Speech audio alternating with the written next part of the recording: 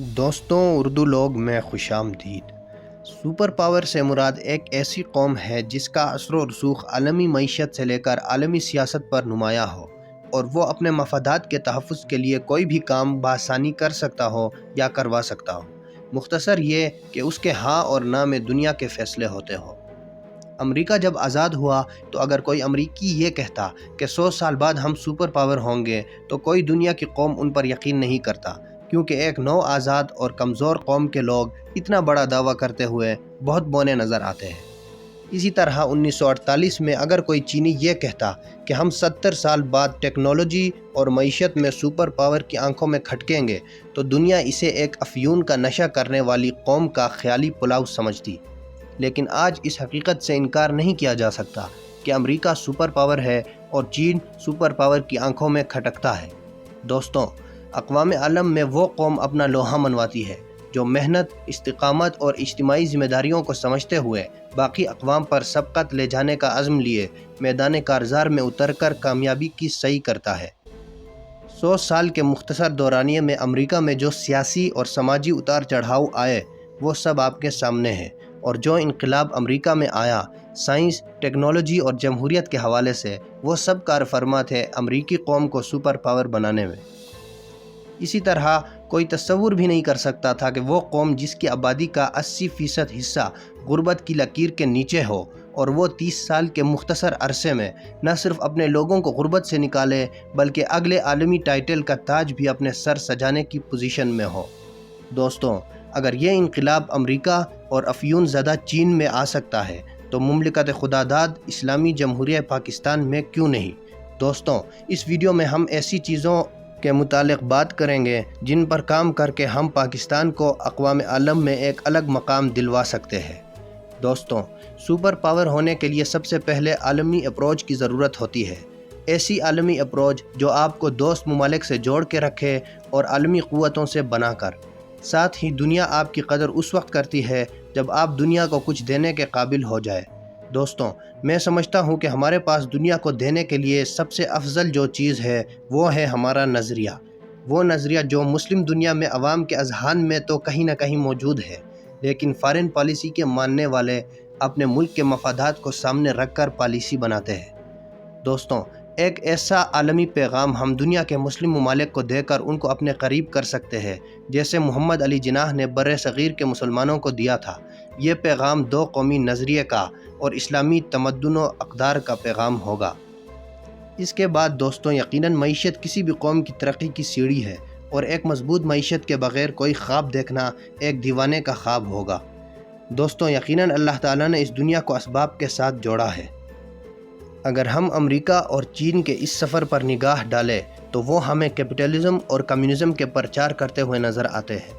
دوستوں، میں یہ سمجھتا ہوں کہ اقوام میں سبقت تہذیب و تمدن کے ذریعے ہوتا ہے، نہ کہ محض معیشت، اور اسلام میں وہ شرح ابھی بھی موجود ہے کہ بیک وقت چینی کمیونزم اور مغربی کیپٹلزم کو ٹکر دے سکتا ہے، اور نہ صرف ٹکر دے سکتا ہے بلکہ ایک متبادل راستہ بھی فراہم کر سکتا ہے۔ دوستوں، دنیا کو ایک متبادل سوچ اور نظریے کی فراہمی ہمارے لیے عالمی سیاست اور مضبوط معیشت کا دروازہ کھولے گی۔ اگر ہم واپس اپنے اسلاف کے اقدار اور اپنے دین کی جانب راغب ہو کر دنیا کو ایک متبادل راستہ عملی طور پر نہیں دیں گے تو کوئی شک نہیں کہ ہم مضبوط فوج اور معیشت کے باوجود اپنا لوہا نہیں منوا سکتے۔ دوستوں، دوسرے نمبر پر میرے نزدیک ملک میں سیاسی استحکام ہے۔ ہمارا المیہ ہے کہ پاکستان کی سیاست ہر وقت غیر منتخب نمائندوں سے گھرا ہوتا ہے، اور بدقسمتی سے 70 سال سے ہم نے جمہوریت کو پنپنے نہیں دیا۔ جب تک عوام کا مینڈیٹ لے کر ایک مستحکم حکومت قائم نہیں ہوگی تب تک معاشی ترقی کا راستہ ہموار نہیں ہوگی۔ ضرورت اس امر کی ہے کہ پاکستان کے تمام ادارے اپنے اپنے آئینی حدود کے پابند رہے اور پاکستان کو حقیقی معنوں میں ایک جمہوری ملک بنانے میں اپنا کردار ادا کرے۔ تیسرے نمبر پر جو سب سے ضروری چیز ہے وہ ہے تعلیم۔ ہماری نوجوان نسل کو ایسی معیاری تعلیم کی ضرورت ہے جو نہ صرف طلباء کو ایک ذمہ دار اور آئین کا پابند شہری بنائے بلکہ ان کو بڑی سوچ سے آراستہ کرے۔ کیا وجہ ہے کہ ہمارے نوجوان دنیا میں ذہین ترین ہونے کے باوجود بڑے سائنسدان اور بڑے تخلیق کار کم ہی بنتے ہیں؟ ان وجوہات کو ڈھونڈا جائے اور تعلیم کے اوپر ایمرجنسی بنیادوں پر توجہ دی جائے۔ اپنی زیادہ آبادی کو بوجھ سمجھ کر آبادی کو کنٹرول کرنے کے اوپر لیکچر دینے کے بجائے اپنی آبادی کو ٹیکنیکل ایجوکیشن دے کر اپنا اثاثہ بنائیں۔ چوتھے نمبر پر دنیا میں اپنے نظریات اور افکار کا پرچار کرنے کے لیے فلم انڈسٹری اور سپورٹس کا استعمال کرنا چاہیے۔ ہماری نوجوان نسل بے حیا اور فحش فلمیں دیکھ کر اپنا قیمتی وقت ضائع کرنا تب تک بند نہیں کرے گی جب تک اسی فیلڈ کے اندر ان کو کوئی متبادل راستہ نہ دکھایا جائے۔ فلم انڈسٹری کو مغرب اور بالی ووڈ سے متاثر ہو کر گلیمرس بنانے کے بجائے اپنی تاریخ اور اپنے اقدار کے بارے میں ڈاکیومنٹریز اور فلم بنا کر دنیا کو اپنے اسلاف سے متعارف کروائے۔ اسی طرح اپنی نوجوان آبادی کا فائدہ اٹھا کر کھیلوں کی دنیا میں نام بنانے کی کوشش کرے تاکہ دنیا کو اپنا سافٹ امیج دکھایا جا سکے اور ساتھ ہی اپنے افکار سے آگاہ کرے۔ دوستوں، آج کی دنیا میں کسی ملک کی طاقت کا اندازہ اس کی مضبوط فوج سے نہیں بلکہ اس کی معیشت سے لگایا جاتا ہے۔